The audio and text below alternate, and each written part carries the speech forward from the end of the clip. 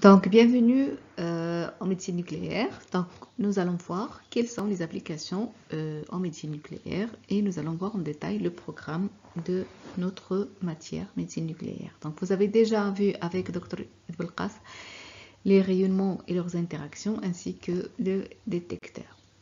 Donc, la médecine nucléaire est une spécialité qui a vu le jour après la découverte des rayons X et de la radioactivité naturelle ainsi que la radiologie. Comme vous le savez très bien, les rayons X ont été découverts en 1895 par M. Röntgen.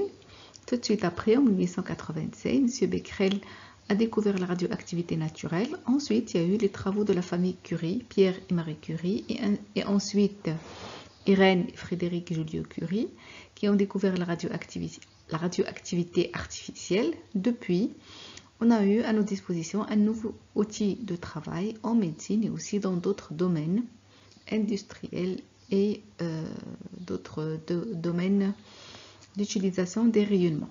Donc, la médecine nucléaire, c'est quoi? La médecine nucléaire, c'est une spécialité médicale qui utilise la radioactivité pour faire des diagnostics, mais aussi pour faire des traitements comme ce qu'on appelle la radiothérapie interne vectorisée. Dans tous les cas, la médecine nucléaire va utiliser les rayonnements ionisants pour obtenir des images qui vont apporter des diagnostics, soit en imagerie médicale, soit en radio-immunoanalyse. Et aussi, on va pouvoir utiliser des émetteurs de rayonnement pour faire des traitements de certains cancers et aussi de certaines maladies bénignes. Au jour d'aujourd'hui, la médecine nucléaire est au cours du processus de prise en charge des patients, en particulier en oncologie, grâce à la TEP-TDM, mais aussi grâce aux différents types de scintigraphie, mais aussi la médecine nucléaire elle est au centre de la prise en charge des patients en neurologie, en cardiologie et en pédiatrie. Donc, en 1895, il y a eu la découverte des rayons X, avec ici vous voyez la main, la radiographie de la main de la femme de M. Röntgen. En 1887, la découverte de la radioactivité, d'abord naturelle, puis par les travaux de la famille Curie, la découverte de la radioactivité artificielle. Au jour d'aujourd'hui, donc tous ces moyens d'imagerie ont été utilisés pour développer plusieurs techniques d'imagerie. La scintigraphie, comme ce que vous avez ici comme une scintigraphie thyroïdienne. Ici, vous avez une scintigraphie cérébrale. Donc ici, c'est une scintigraphie myocardique avec une fusion d'images scintigraphiques avec les données de la coronarographie. Et aussi, on peut utiliser les rayonnements pour faire des traitements de certains cancers, comme ici, traitement d'un patient atteint de cancer de la thyroïde.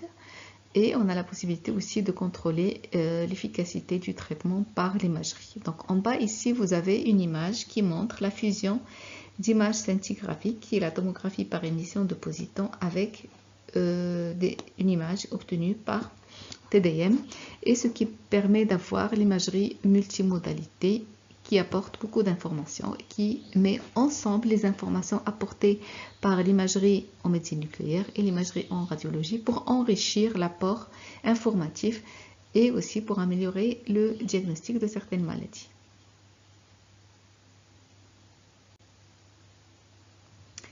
Donc, nous allons voir notre matière, la médecine nucléaire, selon le programme suivant. Vous avez déjà vu l'interaction des particules avec la matière et le cours sur les détecteurs avec Dr. Belkas. Donc ici, nous allons voir les chapitres suivants. Donc les principes de l'imagerie en médecine, les principes de l'imagerie en médecine nucléaire, l'imagerie scintigraphique monophotonique, la tomographie d'émission monophotonique, la tomographie d'émission de positons ou par émission de positons, le principe de l'imagerie multimodalité, avant de finir avec un chapitre sur la radioprotection. On va commencer par voir la radiobiologie, notamment les effets des rayonnements sur le vivant. Comment quantifier ces effets que les rayonnements peuvent entraîner sur la matière vivante. Et nous allons mettre la lumière sur l'importance de la nature du rayonnement et de la matière irradiée à engendrer ces effets sur la matière, ce qui va nous emmener aussi à parler des effets sans seuil et des effets avec un seuil, et aussi de parler de certains chiffres en radiodiagnostic, puisque vous, en tant qu'ingénieur ou qu'en tant qu'acteur dans le domaine biomédical, vous allez être surtout affecté avec des irradiations faible dose lorsque vous faites les contrôles de qualité ou lorsque vous faites des installations de machines que vous avez besoin certainement de calibrer grâce à des sources radioactives. Donc, nous allons commencer notre premier chapitre qui est les principes de l'imagerie en médecine nucléaire. Et l'imagerie en médecine nucléaire, c'est une imagerie qui va utiliser des rayonnements particuliers, contrairement à la radiologie. Donc, contrairement à la radiologie, en médecine nucléaire, on utilise les rayonnements gamma et bêta plus pour faire des images.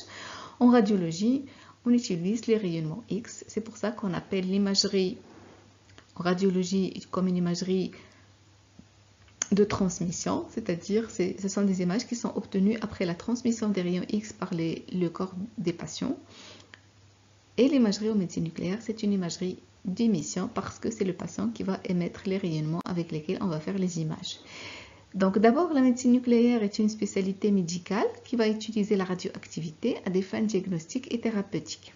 Diagnostic, c'est toutes les imageries scintigraphiques. On va utiliser des émetteurs de rayons gamma et des émetteurs de positons. On peut aussi faire des dosages biologiques grâce à la radio-immunoanalyse. On va utiliser ici des émetteurs de rayonnement gamma. Aussi, on peut faire des traitements en utilisant la radioactivité ou les isotopes émetteurs de rayonnement. En particulier, on va utiliser les émetteurs de rayonnement bêta. Donc, les rayonnements bêta sont utilisés pour traiter certains cancers, certaines maladies bénignes comme l'hyperthyroïdie. Et actuellement, on parle de plus en plus de theranostic, c'est-à-dire on va pouvoir utiliser l'imagerie pour cartographier les cellules tumorales dans le corps du patient et on va cibler ces lésions par des produits ou des isotopes radioactifs émetteurs, soit de rayonnement bêta-, soit d'émetteurs de particules alpha. Ce qu'on appelle de plus en plus la theranostic. Elle est de plus en plus utilisée, en particulier dans les cancers de prostate. Donc, comme ce qu'on vient de voir en médecine nucléaire, on va pouvoir utiliser les rayonnements gamma et les rayonnements bêta plus pour faire de l'imagerie diagnostique. Les rayonnements alpha, les protons et les bêta-, ils vont être utilisés pour faire des traitements. Donc, les bêta- sont utilisés pour faire la radiothérapie interne vectorisée. Les protons sont utilisés dans ce qu'on appelle la protonthérapie, qui est en plein essor en ce moment. Et les particules alpha, c'est les thérapies de contact. Et aussi, on va pouvoir utiliser certains émetteurs de particules alpha dans le traitement de certains cancers, comme celui de la prostate, et en particulier dans le traitement des métastases secondaires au cancer de la prostate. Donc, nous avons aussi des isotopes émetteurs mixtes qui vont émettre des particules bêta- et aussi des rayonnements gamma. Donc, ces émetteurs sont utilisés aussi en traitement et ça nous permet aussi de faire le traitement, mais aussi de le contrôler par l'imagerie pour s'assurer que les cibles que nous avons ciblées ont été bien atteintes par le traitement ou non, et aussi pour évaluer l'efficacité du traitement. Donc, ce cours, nous allons le voir selon le plan suivant. Nous allons commencer par voir une diapo. On va parler en général du principe général de l'imagerie en médecine nucléaire. Après, nous allons voir toutes les étapes une à une. Donc, les étapes de l'imagerie scintigraphique. Nous allons voir c'est quoi un radiotraceur. Et aussi, quels sont les différents types d'imagerie qu'on peut avoir selon le type de rayonnement utilisé. Et aussi, comment est-ce qu'on peut détecter ces rayonnements utilisés en utilisant des détecteurs spécifiques par rapport à la détection de chaque type de rayonnement. Après les détails par rapport à l'imagerie scintigraphique monophotonique ou à la tomoscintigraphie par émission monophotonique et à la tomographie par émission de positons, on va les voir en détail dans les chapitres suivants. Donc, comme vous le savez très bien, il y a trois types d'imagerie médicale. Il y a d'abord l'imagerie morphologique qui utilise les rayons X et les ultrasons. Donc, les rayons X sont utilisés pour obtenir des radiographies et des scanners ou des tomodensitométries. Donc, ces examens utilisant les rayons X sont des examens qui sont caractérisés par leur haute résolution spatiale. Et aussi, j'ai oublié de le noter, on a l'IRM, l'imagerie par résonance magnétique, qui utilise les ondes de radiofréquence pour obtenir des images de haute résolution spatiale. Donc la médecine nucléaire, malheureusement, ne peut pas offrir la même résolution spatiale. Et c'est une imagerie qui ne va pas montrer l'anatomie, ou c'est pas une imagerie morphologique, c'est plutôt une imagerie fonctionnelle qui va utiliser les rayons X et bêta+, pour étudier des processus biochimiques, pour étudier des fonctions physiologiques, pour étudier l'expression de certains gènes et de certains marqueurs. Donc c'est une imagerie qui va apporter des informations sur la fonction d'organes. Comme ici en face, on a une scintigraphie cérébrale. Donc ici, c'est une scintigraphie cérébrale. Cette scintigraphie cérébrale, il nous montre l'expression des récepteurs dopaminergiques et nous permet de faire la part et de faire le diagnostic entre les syndromes parkinsoniens et la maladie de Parkinson. Ici, nous avons une scintigraphie myocardique. Donc, cette scintigraphie myocardique ne va pas nous montrer de façon anatomique et précise le cœur, mais par contre, il va nous montrer le fonctionnement des cellules myocardiques. Et ici, par exemple, ça nous montre qu'il y a des cellules myocardiques qui ne sont pas très bien perfusées, qui sont en ischémie, donc qui ne sont pas très fonctionnelles. Donc, ces cellules myocardiques ici, qui sont en jaune, sont des cellules myocardiques qui sont en souffrance, donc qui ne fonctionnent pas correctement. Donc, la scintigraphie nous apporte des informations fonctionnelles et moléculaires, avec cependant une faible résolution spatiale. C'est pour ça qu'il y a eu le développement de l'imagerie multimodalité qui va permettre de fusionner plusieurs types ou plusieurs modalités d'imagerie. Par exemple, ici, on a un scanner, une TDM, avec une tomographie par émission de positons. Et la fusion des deux, ça nous permet d'avoir la tomographie par émission de positons couplée à la TDM, qui nous permet d'associer les informations morphologiques aux informations fonctionnelles et donc d'apporter un plus pour le diagnostic de maladie et aussi pour apporter un plus d'informations aux cliniciens qui traitent ces patients. Donc maintenant, si on regarde la médecine nucléaire, comment est-ce qu'on peut avoir des images, oui, comment est-ce qu'on fait habituellement pour avoir des images en médecine nucléaire? Donc en médecine nucléaire, les images elles sont obtenues toujours en utilisant un radiopharmaceutique. Un radiopharmaceutique, on va le voir en détail par la suite, il est obtenu par le marquage d'une molécule froide, comme on a ici, par un isotope radioactif qui est là. Donc ce marquage nous permet d'avoir un radiopharmaceutique. On a une molécule froide qu'on va pouvoir administrer au patient, soit par voie veineuse, soit par voie orale une autre fois. Elle va se distribuer dans le corps du patient et il va se concentrer dans l'organe cible que nous souhaitons étudier. Donc après, nous allons installer le patient sur une machine qu'on appelle une gamma caméra. Et grâce au détecteur de cette gamma caméra, nous allons détecter les photons gamma émis par le corps du patient. On va reconstruire ces images grâce à un traitement de l'information qu'on va voir aussi en détail, qu'on va parler de l'imagerie scintigraphique. Et enfin, nous allons avoir cette image que vous avez en bas qui nous montre la distribution du radiopharmaceutique dans l'organe cible. Et ça va nous permettre d'apporter un diagnostic ou d'apporter des informations aux cliniciens qui cherchent à savoir des choses par rapport aux patients. Donc ici, par exemple, c'est une scintigraphie cérébrale de perfusion qui nous permet de voir que dans cette zone du cerveau, il n'est pas bien perfusé. Donc ici, on a les ventricules, mais à côté des ventricules, on a une zone qui n'est pas bien perfusée. D'abord, on va commencer par voir dans grand 1 l'utilisation d'un radiopharmaceutique spécifique d'une fonction ou d'un métabolisme. Donc, c'est la première étape de la constitution d'une image en médecine nucléaire.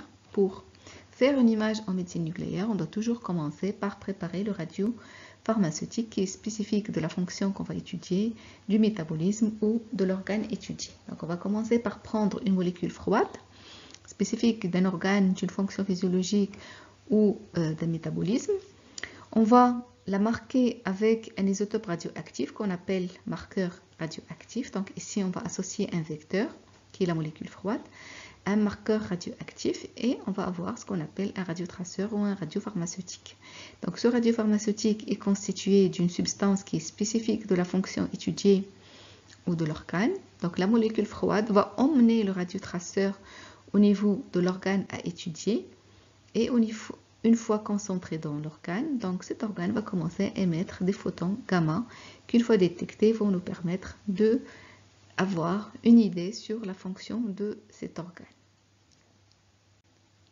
Donc ici, on a un exemple de molécule froide qu'on appelle le MEBI, qu'on peut marquer par du technetium 99 métastable, qui est un isotope radioactif du technetium. C'est un produit qui est artificiel.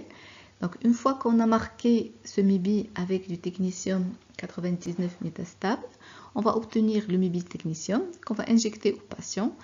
Et le patient, une fois installé sur la caméra, on va pouvoir voir si toutes les cellules myocardiques du patient captent le MEBI technetium et si elles sont toutes fonctionnelles. Par exemple, ici, dans cette zone où nous avons une couleur jaune, ou ici où nous avons une couleur verte. Donc ici, ce sont des cellules du myocarde du patient, du cœur du patient, qui ne sont pas capables, n'ont pas été capables d'avoir le MEBI technetium. Donc ce sont des cellules qui ne travaillent pas très bien, qui ne se contractent pas correctement, contrairement à ces cellules qui sont en rouge, qui se contractent correctement. Les premières images ont été faites dans une situation de stress, c'est-à-dire un patient qui était obligé de courir, où on lui a administré un médicament qui va simuler une situation de stress. Et en bas, vous avez des images qui ont été au repos et vous voyez que toutes les cellules myocardiques du patient fonctionnent correctement. Donc, une fois qu'on a détecté le photon, ça va nous permettre d'avoir une image scintigraphique où on a la concentration de l'organe cible qui est proportionnelle à l'activité ou à la fonction des cellules myocardiques. Donc là où la concentration est correcte, les cellules fonctionnent correctement. Là où la concentration est faible, les cellules ne fonctionnent pas correctement. Et donc, pour réussir un bon radiopharmaceutique, parce que pour avoir de bonnes images qui sont capables de nous dire ce qui se passe réellement dans le corps du patient, qui reflètent réellement ce qui se passe dans le corps du patient, nous avons l'obligation d'avoir un bon radiopharmaceutique. Maintenant, pour avoir un bon radiopharmaceutique, nous allons devoir répondre à certaines contraintes chimiques. La première contrainte, c'est qu'il faut que la relation entre le vecteur et le marqueur radioactif, il faut qu'il soit forte. Il faut qu'il y ait une forte liaison entre les deux pour qu'ils restent ensemble, liés dans le corps du patient. Il faut que absolument, une fois qu'on a injecté le radiopharmaceutique dans le corps du patient, il faut qu'il reste uni dans le corps du patient. Il ne faut pas qu'il se dissocie une fois dans le sang du patient. Donc le plus souvent, on privilégie l'administration intraveineuse parce qu'il est plus facile, plus simple et plus sûr. Et pour ça, il faut que notre substance ou notre radiopharmaceutique soit stable dans le sang, c'est-à-dire qu'il ne soit pas détruisable par les enzymes qui se trouvent dans le plasma. Donc ensuite, il faut que ce radiopharmaceutique, une fois qu'il est passé dans le sang et qu'il a été distribué dans tous les organes du corps, il faut qu'il se concentre avec une concentration plus importante au niveau du tissu cible. Il faut que la clairance au niveau du tissu cible soit plus élevée. De cette façon, on va pouvoir voir le tissu cible ou l'organe cible de façon meilleure par rapport au bruit de fond qui va être représenté par la fixation du traceur sur le reste du corps. Il faut aussi que ce radiopharmaceutique soit administré à dose traceuse. Ces doses traceuses, il ne faut pas qu'ils soient capables de modifier le phénomène physiologique qu'on est en train d'observer. Donc nous sommes en train d'observer un phénomène physiologique, nous ne sommes pas en train de le modifier. Il faut aussi que la fixation à la cible soit stable. Par exemple, tout à l'heure, on a vu un exemple de scintigraphie myocardique. Il faut que le MEBI technetium, une fois qu'il entre dans la cellule myocardique, il faut qu'il reste assez longtemps pour qu'on puisse faire les images avant qu'il ne quitte les cellules myocardiques. Donc, il faut qu'il soit stable dans la cible et son élimination et son élimination ne doit concerner que la quantité du traceur qui n'a pas été fixée au niveau du tissu cible. Donc ainsi, une fois qu'on a injecté le radiopharmaceutique, il va passer dans le sang. Ensuite, il va partir s'installer dans l'organe ou le tissu cible. Il faut qu'il s'installe, il faut qu'il y reste. Par contre, tout le reste de la quantité du radiotraceur qui existe dans les autres tissus qui ne sont pas le tissu cible, il faut qu'il soit éliminé. Comme ça, on a un bon contraste entre la fixation au niveau du tissu cible et le reste des organes. Et il faut qu'il y ait une bonne hétérogénéité entre le tissu cible et les autres organes. Donc, tout ce qui n'a pas été fixé au niveau du tissu cible, il faut qu'il soit éliminé. Donc, on peut avoir des molécules vectrices, on peut avoir des molécules, on peut avoir des cellules, on peut avoir des ligands, on peut avoir des hormones, on peut avoir des neurotransmetteurs, on peut avoir des anticorps ou des peptides. Donc, la molécule vectrice, il peut être soit des molécules, soit des cellules, comme on utilise les globules blancs pour faire la scintigraphie aux globules blancs marqués au technetium ou marqués à l'indium pour étudier l'infection et l'inflammation. On peut utiliser des neurotransmetteurs pour étudier le cerveau et les différentes fonctions cérébrales. Donc chaque fois, on va adapter la molécule vectrice à la fonction que nous souhaitons étudier. Donc aussi ce radiopharmaceutique, il doit répondre à certaines contraintes physiques parce que ce radiopharmaceutique, il doit être détecté par des caméras. Donc si on prend un émetteur de rayonnement qui est en principe un isotope radioactif, donc il faut qu'il soit capable d'émettre des rayonnements qui sont soit les rayonnements gamma, soit les rayonnements bêta+. Donc les rayonnements gamma vont être détectés par des gamma caméras. Les bêta+ ne vont pas être détectés, mais lorsqu'ils sont dans la matière, une fois que le bêta+ a perdu la totalité de son énergie, il va se retrouver au repos avec un électron de la matière. Ils vont avoir ce qu'on appelle une réaction d'annihilation. Les deux vont disparaître pour donner naissance à deux photons gamma de 511 GeV. Ces deux photons gamma, on va les détecter et ça va nous permettre de faire ce qu'on appelle l'imagerie ou la tomographie par émission de positons. Donc en réalité, le positon, c'est pas lui qu'on va détecter, mais on va détecter les rayonnements gamma qui vont naître de l'annihilation du positon avec un électron du milieu. Donc pour qu'un radioisotope soit bien pour l'imagerie, il faut qu'il ait une énergie émise comprise entre 50 et 511 kV. Il faut que l'énergie soit assez grande pour qu'il arrive jusqu'au détecteur, pour être détecté. Et il ne faut pas qu'il soit assez forte pour que le photon, une fois qu'il arrive sur le détecteur, qu'il soit capable d'interagir avec le détecteur. Il ne faut pas qu'il dépasse le détecteur sans interaction. Aussi, il faut que la période du radioisotope ne soit pas trop courte ni trop longue. Pas trop courte pour qu'on puisse le détecter. Donc, il doit avoir une période de quelques minutes à quelques dizaines d'heures. Et il ne faut pas que ça soit trop long parce qu'une période très longue va entraîner une irradiation importante du patient. Aussi, il faut que les rayonnements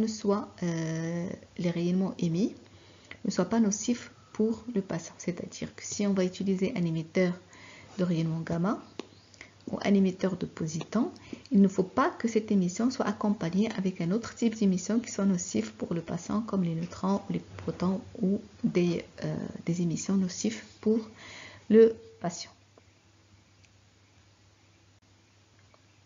Donc, nous allons voir un exemple d'isotope radioactif émetteur de rayonnement gamma. L'élément le plus utilisé est le technetium 99 métastable. C'est un isotope radioactif artificiel découvert en 1960 et qui est largement utilisé dans les services de médecine nucléaire. C'est l'isotope radioactif le plus utilisé dans les services de médecine nucléaire. Et là, il va émettre des rayonnements gamma qui ont des énergies de 140 kV.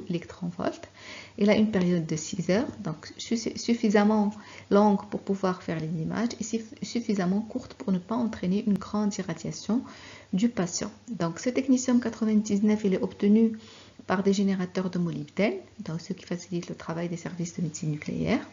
Donc ce molybdène, il est produit dans des réacteurs nucléaires. Ensuite, il est installé dans des générateurs. Donc on a ici une colonne d'alumine, dans laquelle est installé le molybdène. Après, chaque fois qu'on a des transformations du molybdène en technétium, donc les molécules de technétium vont tomber dans un éluia qu'on va obtenir en aspirant une solution saline, et on va le prélever grâce à un flacon sous vide. Donc chaque fois qu'on va mettre le flacon sous vide, il va aspirer la solution qui contient les molécules de technétium métastables qu'on va prendre pour marquer des molécules froides qu'on a appelées tout à l'heure des vecteurs. Donc le technétium métastable, il va décroître à son tour. Il a une période de 6 heures et il va donner le technétium stable, comme on écrit technétium 99. Donc maintenant, nous allons voir un exemple d'émetteur de positons. L'émetteur de positons le plus utilisé en imagerie médicale est le fluor 18. Il est utilisé dans la tomographie par émission de positons. Ce fluor 18, c'est aussi un élément artificiel. Il est émetteur de positons. Il va émettre des positons qui ont des énergies égales à 634 kV. La période elle est de 110 minutes. C'est pour ça que la production du fluor 18 se fait le jour même des examens. Donc ça se fait très tôt le matin avant que les services ne soient livrés par du fluor 18. En général, pas tout seul comme ça, mais marquant une molécule qu'on appelle le désoxyglucose. C'est une molécule qui ressemble au sucre. C'est un analogue du glucose. Donc on les marque. On marque le désoxyglucose avec le fluor 18 et on obtient le désoxyfluoroglucose qu'on va utiliser en tête et qu'on va voir en détail dans le chapitre de tomographie par émission de positons. Donc, on a vu tout à l'heure que les positons, une fois qu'ils sont émis, ils vont avoir un petit trajet dans la matière avant de rencontrer un électron négatif de la matière pour subir une annihilation. Donc, le parcours du positon émis par l'atome du fluor est de l'ordre de 0,6 mm dans l'eau. Et ensuite, il va rencontrer un électron négatif de la matière. Ils vont s'annihiler dans une réaction d'annihilation. Et leur annihilation va entraîner l'apparition de deux photons gamma qui vont être détectés par des détecteurs spécifiques pour permettre de faire l'imagerie par émission de positons. Donc ce fluor 18, il est obtenu par des cyclotrons. Ce sont des machines où on va accélérer des particules qui vont bombarder une cible qui est riche en eau oxygénée. Donc, une fois qu'on a le radiopharmaceutique adapté à l'étude qu'on souhaite faire, donc après, on va choisir le détecteur qui s'adapte au type d'image qu'on veut faire. Si on a utilisé un isotope radioactif émetteur gamma pour obtenir notre radiopharmaceutique, donc on va détecter les photons gamma émis par le patient grâce à un détecteur plan qui est une gamma caméra formée par un cristal d'iodure de sodium. Donc les photons émis par le patient, ils vont interagir avec le cristal d'iodure de sodium. Ensuite, il y aurait formation de scintillations qui vont être dirigées vers la photocathode. Ensuite, les électrons vont être dirigés vers les dinodes jusqu'à ce qu'on a une impulsion électrique mesurable. Et ensuite, le signal va être transformé en un signal informatique. Maintenant, si on est en train de faire la tomographie par émission de positons, si on a utilisé un isotope radioactif émetteur de positons, bien on va utiliser ce qu'on appelle une caméra TEP ou un PET scanner. Donc cette caméra TEP est caractérisée par le fait qu'il a des détecteurs organisés en anneaux. Donc on a une série d'anneaux qui sont étendus sur une longueur d'environ 40 cm et le patient va être installé sur la table. Après, les photons qui sont émis par le patient, ils vont être dirigés vers les anneaux de cristaux de détection et chaque cristal va détecter les photons qui arrivent sur sa surface de détection. Et quand on utilise les émetteurs de positons, on va utiliser ce qu'on appelle la détection en coïncidence qui permet de détecter les deux photons gamma née de la réaction d'annihilation et comme ça on peut localiser le lieu d'émission et on peut former l'image. Donc le détecteur qui va être utilisé, soit en scintigraphie conventionnelle quand on utilise des émetteurs gamma, qui est un cristal diodure de sodium plan, ou alors un détecteur en anneau quand on utilise un émetteur d'oppositons comme le Flior 18. Donc une fois qu'on a choisi nos détecteurs, on va administrer le radiopharmaceutique au patient. La voie d'administration la plus utilisée est la voie intraveineuse. Donc on injecte en intraveineux le radiopharmaceutique au patient. On peut aussi utiliser la voie orale. Donc le patient peut avaler le radiopharmaceutique utilisé. C'est une voie qui est utilisée pour administrer de l'iode 131, mais aussi pour faire certaines scintigraphies quand on veut étudier la mobilité de l'œsophage ou la vidange gastrique. On peut aussi administrer le radiopharmaceutique par voie d'inhalation, donc ça veut dire que le patient va respirer le produit radioactif. Quand on veut faire une scintigraphie pulmonaire de ventilation, on peut aussi injecter en sous-cutané quand on veut faire des lymphoscintigraphies. Dans tous les cas, quelle que soit la voie d'administration du radiopharmaceutique, une fois qu'il est dans le corps du patient, il va diffuser dans le corps du patient et se concentrer dans les organes cibles. Donc, après l'injection, nous allons attendre un certain temps avant de faire les examens. Des fois, on peut faire des examens tout de suite. En tout cas, le délai injection-acquisition des images va être différent. Il peut aller de quelques secondes, c'est-à-dire on va commencer tout de suite quand on a besoin de faire une acquisition dynamique, ou alors attendre un certain nombre de minutes ou d'heures avant de faire l'examen.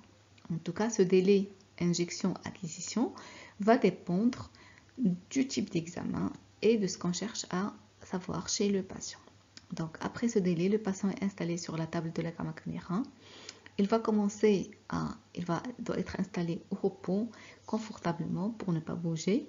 Après, son corps va commencer à émettre des rayonnements gamma qui vont être détectés par les détecteurs. Donc ici, sur cette image, nous avons deux têtes détectrices. Donc ici, on a une première tête détectrice, ici une deuxième tête détectrice et chacune des têtes détectrices dispose d'un cristal scintillateur à l'iodure de sodium.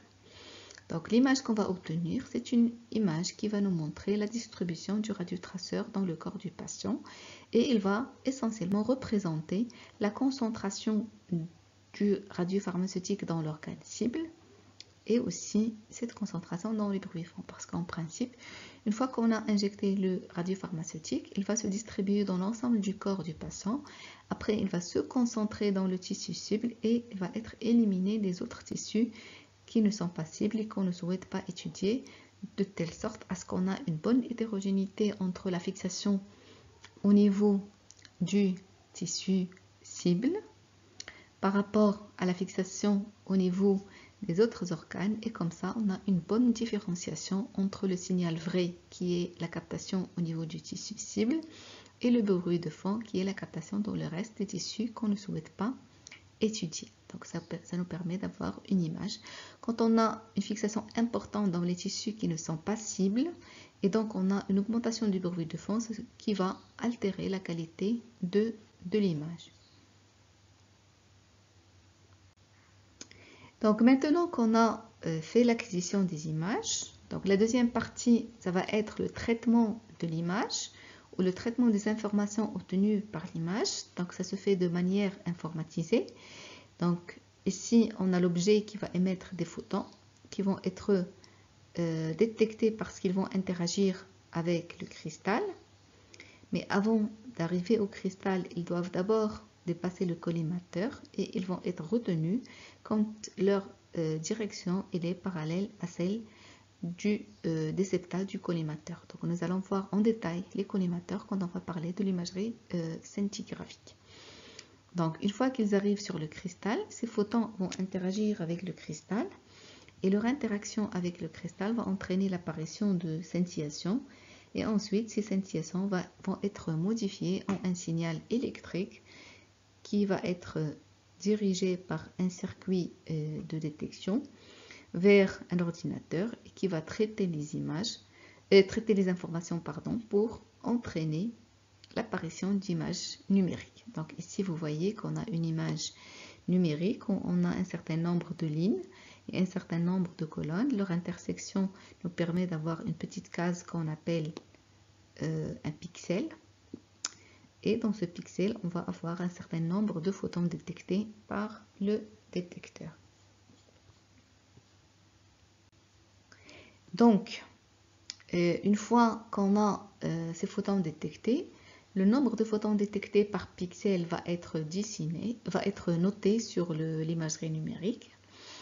Et ensuite, on va avoir la formation de l'image visuelle qui va être visualisée sous forme d'une image soit en échelle de gris, soit en échelle de couleur. En scintigraphie, on peut utiliser les deux. Donc, on peut utiliser une échelle de gris ou une échelle de couleur, où l'intensité de la couleur va dépendre du nombre de photons qui sont détectés par le détecteur.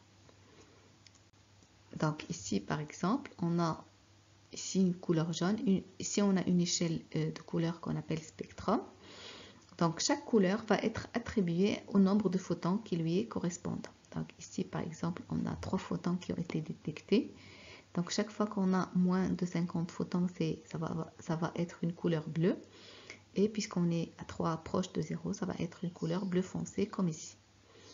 D'accord? Donc, ensuite, les couleurs de chaque pixel vont dépendre du nombre de photons qui sont enregistrés dans le pixel. Donc, ici, par exemple, nous avons enregistré 450 photons détectés dans ce pixel. Donc, ici, 450, c'est une couleur qui va être rouge. Donc, on va avoir une couleur rouge. Donc, plusieurs types d'échelles de couleurs existent et on choisit pour chaque type d'examen l'échelle de couleur qui montre le mieux les détails de l'image pour mieux visualiser les anomalies qu'on souhaite montrer aux cliniciens et qu'on souhaite mettre en avant, et c'est-à-dire les informations que l'examen apporte et qui nous permettent de poser un diagnostic donné. Donc, cette échelle de couleur, il va permettre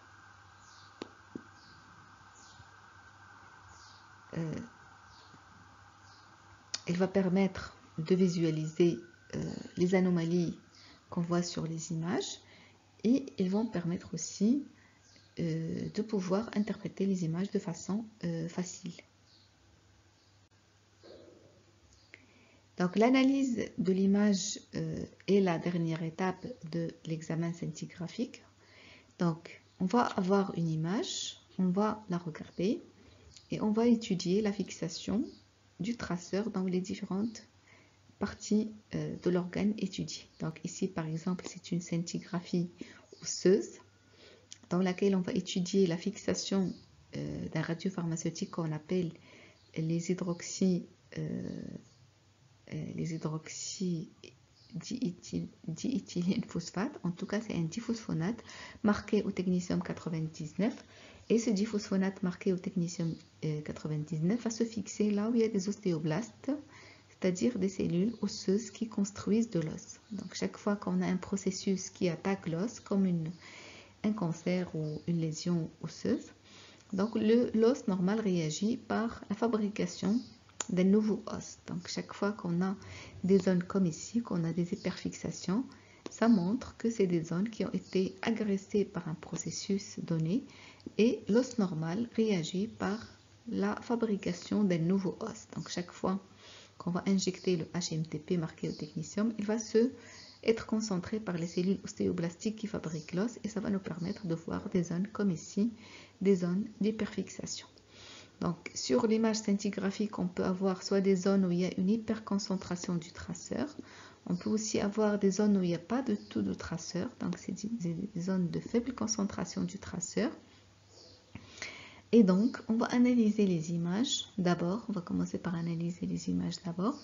Et une fois qu'on a terminé notre analyse, qu'on a localisé les endroits où il y a une concentration élevée du traceur, les endroits où il n'y a pas de concentration élevée du traceur, où il y a une concentration normale, les endroits où il y a une hypoconcentration du traceur, on va pouvoir interpréter ces résultats quand on intègre ces données dans le contexte clinique du patient. Donc, ces examens seront interprétés selon des guides d'interprétation reconnus par les sociétés savantes. Donc, pour résumer tout ça, donc l'imagerie en médecine nucléaire, c'est une imagerie d'émission et c'est une imagerie qui dépend de chacune des étapes que nous avons vues. Donc là, le marquage du radiopharmaceutique doit être bien fait si on veut avoir des images de bonne qualité. L'injection aussi doit être bien faite parce que si on rate soit la préparation du radiopharmaceutique, soit l'injection de celui-là, donc le produit risque de ne pas bien arriver au niveau de l'organe qu'on souhaite étudier. Et par la suite, donc même si on fait des acquisitions des images, donc l'image va représenter ce qui se passe dans le corps du patient et quand on a une mauvaise préparation ou une mauvaise injection, ça va altérer la qualité de l'image. Donc, on marque une molécule froide par un isotope radioactif pour avoir un radiopharmaceutique. On l'injecte, le produit se distribue dans le corps et se concentre dans les organes cibles. Il va être éliminé des autres organes. On fait l'acquisition des images en installant le patient sur une table de détection et en face de détecteurs qui vont détecter les photons émis à partir du corps du patient. On traite l'information et à la fin, nous allons avoir une image numérique où on a une représentation visuelle du nombre de coups et les couleurs attribuées à chaque nombre de coups va dépendre de l'échelle de couleur ou l'échelle de gris que nous avons choisi pour représenter notre image. Donc à la fin, nous allons avoir une image scintigraphique, que ce soit une image de scintigraphie conventionnelle en utilisant un isotope radioactif émetteur gamma ou une imagerie de positons, par émission de positons quand on fait une TEP TDM. Quel que soit le cas, dans tous les cas, nous allons avoir une image qui apporte des informations importantes qui permettent de poser un diagnostic chez le patient. Donc ici, je vous ai mis une référence qui est très intéressante. Donc c'est un livre qui s'appelle Nuclear Medicine and PET-CT, Technology and Technique. Donc c'est un livre qui contient beaucoup d'informations, qui est très informateur. Et aussi, vous pouvez voir, je ne l'ai pas mis ici, mais je l'ai mis sur le fichier Word que j'ai aussi déposé sur Canvas, où il y a un autre livre qui s'appelle Biophysique. C'est un livre qui a été édité par le professeur Orengo André et qui contient toutes les informations relatives à l'utilisation des rayonnements dans l'imagerie en médecine nucléaire. Et je vous remercie.